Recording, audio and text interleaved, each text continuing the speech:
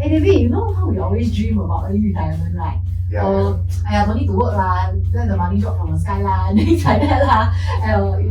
Even retiring without having to worry about, financial commitments. That's the dream of a lot of people lah. Yeah. Retire easy, enjoy my life, and then just carry on from there. But then it really does not seem so easy for regular folks, right? Yeah, I think it's super difficult because based on the sum of calculation, right, you just take on a basis of 300,000. Okay, 300,000 savings for retirement can only last you 20 years with $1,250 each month. So if I retire at 60 years old, then now the usual retirement age now is still at 60 or 65. 65 Okay, then 65, then I can make sure I only live until 85. Okay, but then to this main topic of this 300,000, this 300,000 or 125, $1,250, right? Doesn't really make sense because it doesn't really cover your basic necessities, expenses, and even healthcare for a family of 2 persons. I mean, in retirement, your kids probably can earn their own money. Yeah. So on the other hand, to save this 300,000, right, through pure saving, $1,000 a month for 20 years would get you somewhere about 300,000. Yeah, about that lah. Yeah. So you're saving $1,000 a month for 20 years just for the retirement of 300,000, and it's barely enough. Yeah.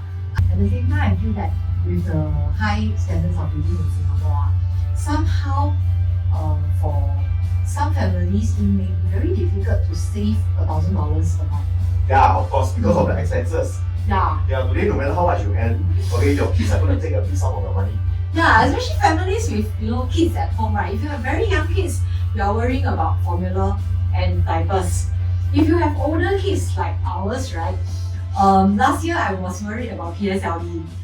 So I'm sure a lot of parents will go through these PSLE jitters like me, right? I think I was quite chill already, but at the same time not too chill. So I put in tuitions, and tuitions nowadays cost a lot of money actually. And the fact is, no tuition, no result. Yeah.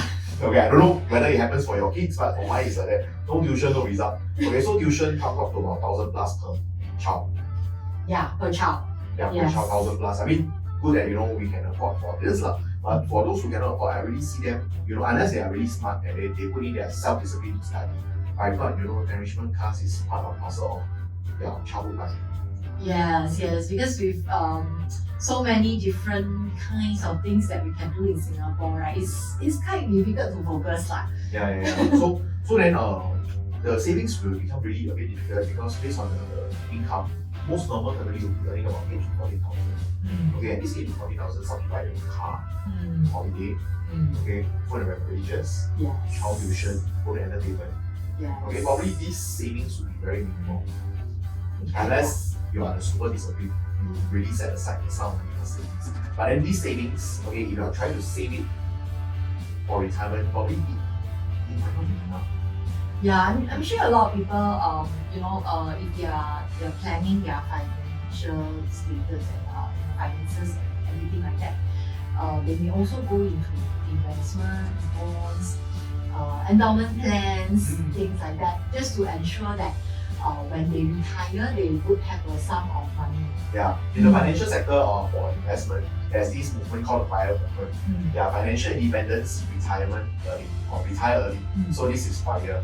Alright, so they put on the sum that you have to save your money, put into investment funds, plans, endowments, so on and so forth, so that you can retire early through these savings. Yes. Which is very, very good because the interest is really high if you keep it in the long run, if I'm not wrong. Alright, but the only problem that me and her have is this, okay? It's too easy to cash out. Yeah, I mean, of course, if we run into financial difficulties, the first thing we will think of is probably maybe to get a bank loan. Okay, another way is to probably borrow from friends and relatives. If all this doesn't work, then what we will look into will probably be our investment, our endowment plans and things like that, because these are ways to get a lump sum of cash faster in a week.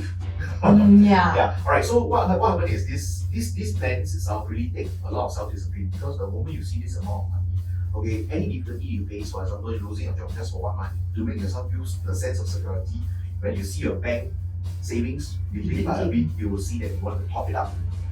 Yes. And that's the fastest way. Yeah, I mean that's how most of us get our financial security from, like, Yeah. the way Savings in the bank. we Yeah. see the sum of money in the bank itself. Yeah. So what we see is we see a lot of people doing that very easy. Mm. Yeah, so then it does not work towards your financial planning for retirement again. Because every time you take out a new plan, it's starting all over again. And probably you need another 10, 20 years before you see the results again. Mm. So on the other hand, okay, I have another form of investment, okay, which is good. I say it's good because it covers three. Yeah. Okay, provide a roof over my head. Number one, okay. Number two, I will not be tempted to cash out so easily. Mm. Okay, and it's really all savings through affordability. To me, it's, when you want to plan for retirement, you got to save to the point that you are giving up your lifestyle and your life. I think it doesn't make sense. Yeah. Being too frugal, It's a bit tiring. it's a bit tiring also sometimes. Because you work so hard, and what if something happens the next day? Correct. Alright, but then on the other hand, okay, what we are looking at is really having properties.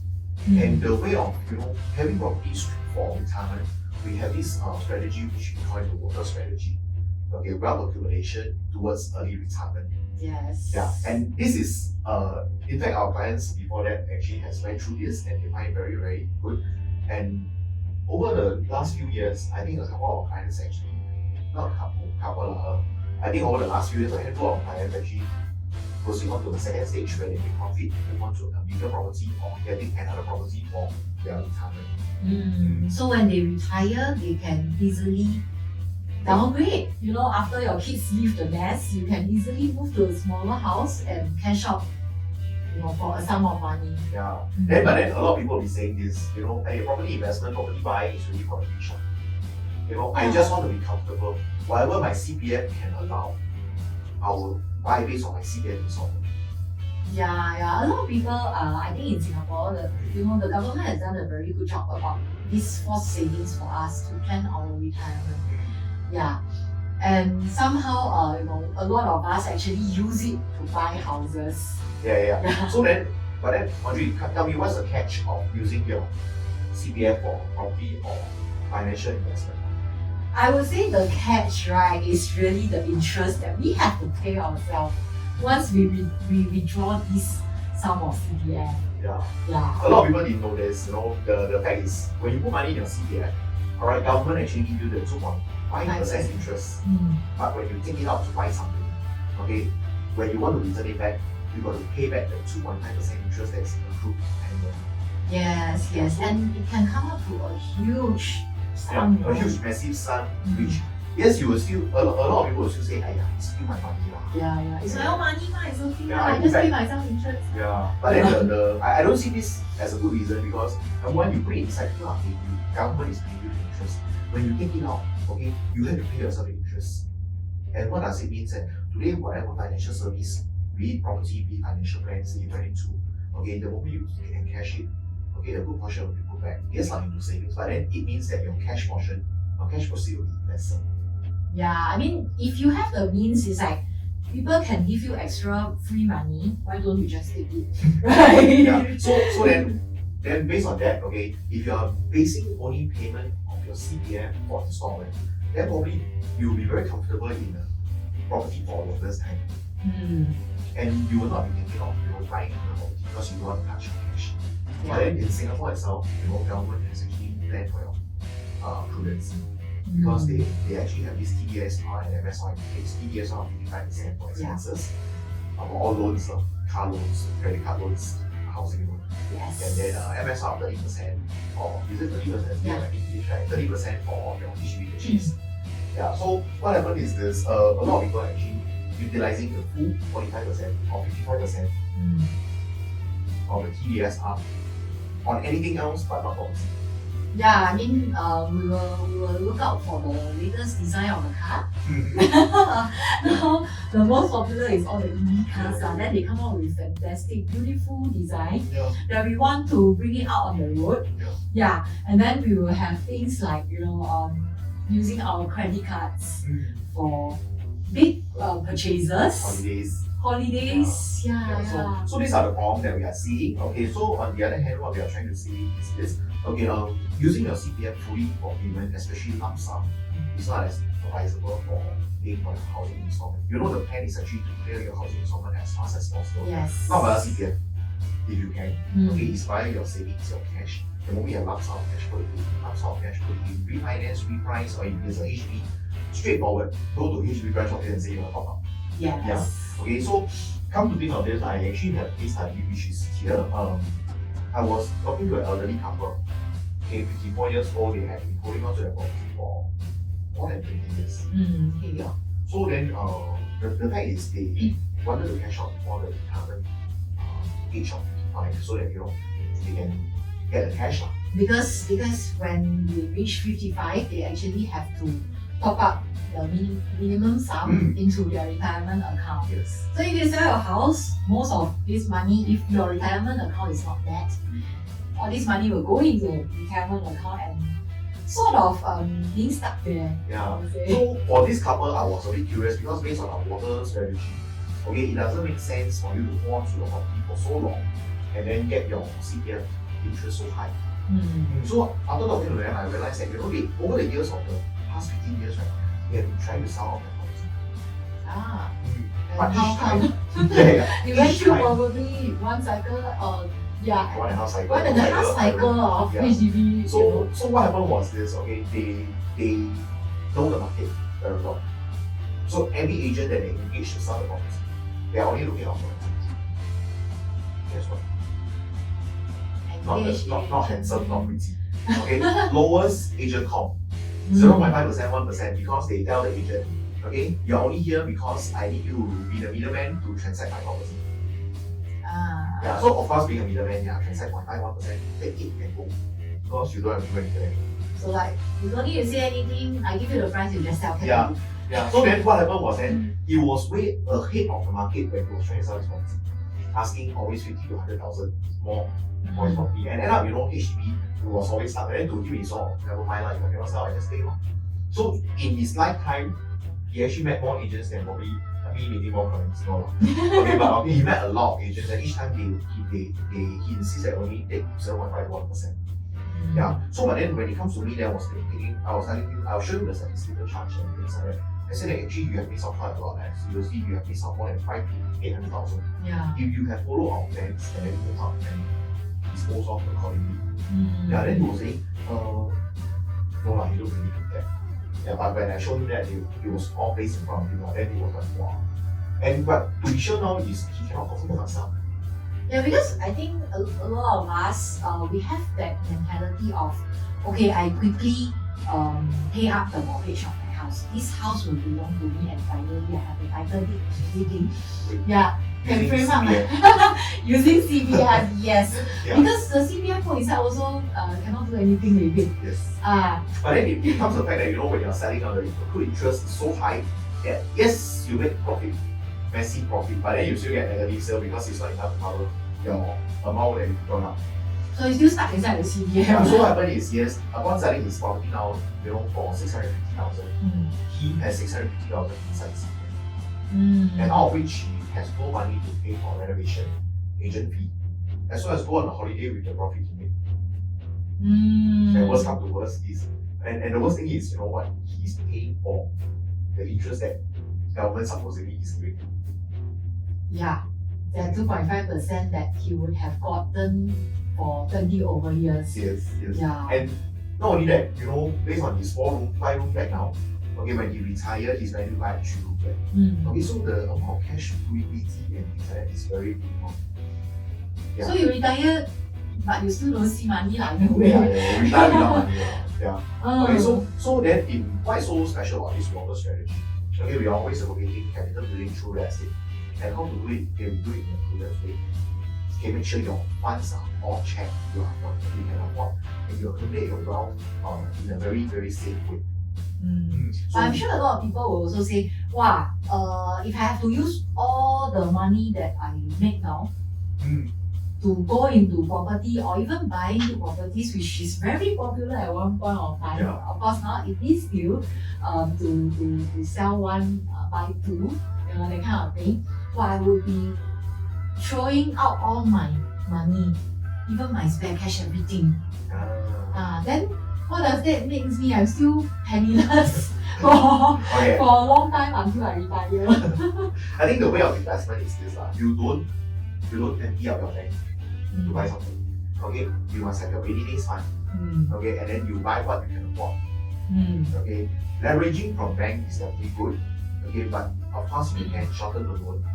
Okay, even if you cannot, if it's for passive income, I think it can cover, then it's good.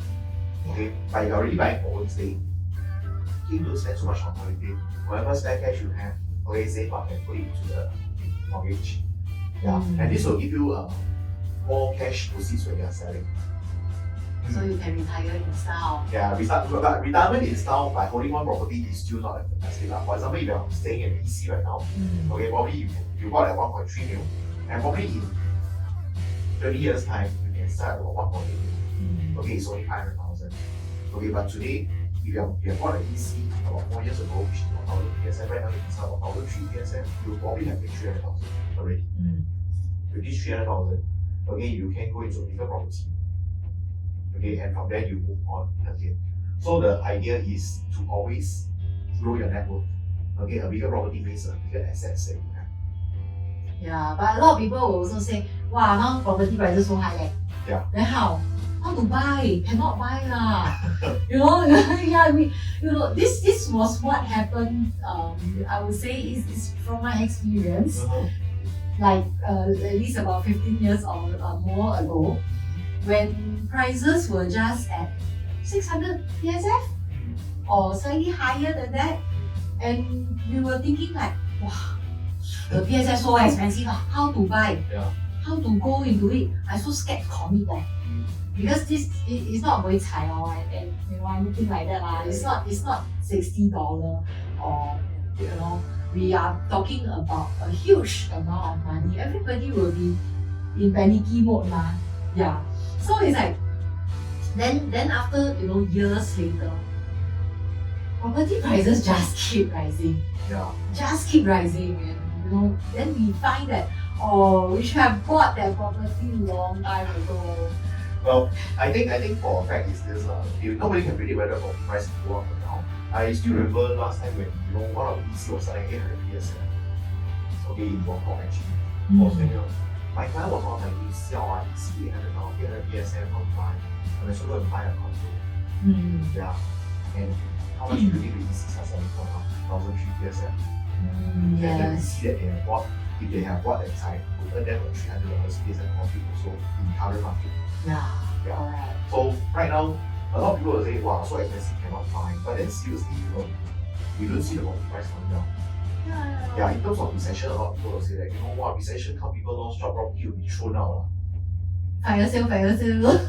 Yeah, everybody will talk about fire sale. Yeah. But like what David has mentioned earlier, TDSR, MSR.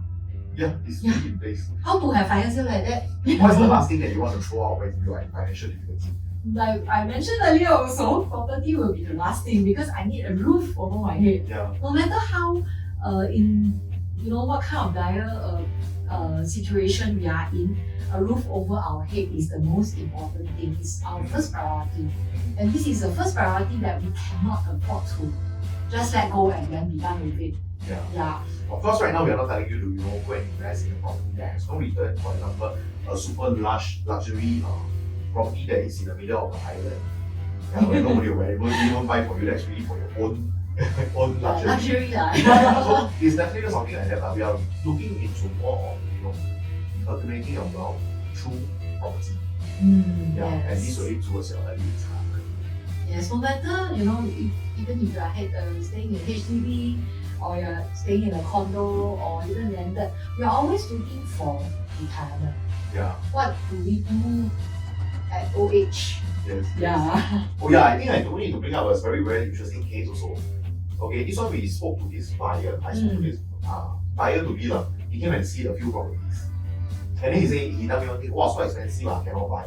And I said, oh, then when I asked him what is he holding on to now? He said he's holding on to a 4-room flat, fully paid for. Then I said, oh, based on that, I think instead of just holding on, why don't you look for something that can value more money for retirement.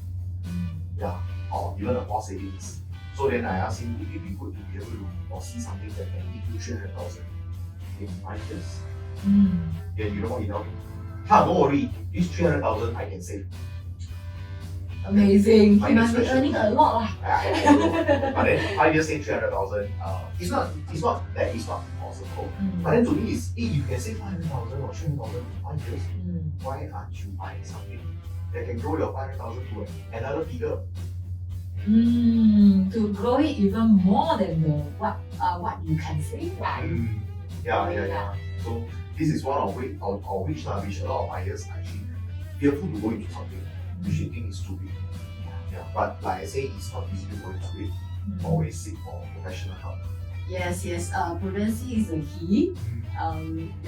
We always emphasize on this. We don't tell people to just stretch like that. Yeah. Okay. Stretching is not. Don't stretch. You know, a lot of people they Google lah. Google is our best friend now, right? So a lot of people will Google and then hearsay, then thinking that they have done a lot of research already. Super have a lot of research already. Yeah, and then they'll say like, no, I don't think this is the right time to go to the property. Or they'll say things like, with all this uncertainty coming on, I'm sure there'll be fire sale. Yeah. Last time we used to have this fact, emotional bias. Emotional bias last time in the context is, okay, you know this property cannot buy, but emotionally jump in and buy. Kiasuism. But now you know it changed. The emotional bias become, logically you know it's best buy, must buy. But emotionally I tell myself not to buy. But all this is because of a few reasons, seriously. All this is because of the fact that there's a lack of research, there's a lack of studies. And there's really so much that you as a homeowner or home buyer, unless you're a full-time investor, property investor, that I got nothing to say. But if you're just buying house once or twice in a lifetime, then I think you really need to study a lot. And to get through to that kind of level where you can strictly go and commit without being emotionally fearful, I think you have to seek a professional. I mean, if you do research, you have to do probably about at least 20 years of research. Go back 20 years to get the trend and everything out. And Singaporeans being Singaporeans, when we see heights, we see queue, we see crowded places, we often like to go. So one of the rules of property investment is, do not rush in when everybody is rushing. But when everybody is fearful and taking a step back, it's really time for you to That's the best time to get in. That's when developers are fearful they cannot raise the price too much. That's when sellers are fearful of not being able to sell and they cannot ask for too high a price. For simple economics. Yes. Simple economics, demand and supply and everything else coming in together. So anyway, we'll come to the end. Just for today, what we are introducing is actually a water strategy, wealth accumulation towards early retirement. And this is a strategy that we have actually used over the past 10 years for our clients to build on their assets in real estate for retirement. So I'm David here. I'm Audrie here. Feel free to give us a call if you have any doubts. We'll answer all your questions.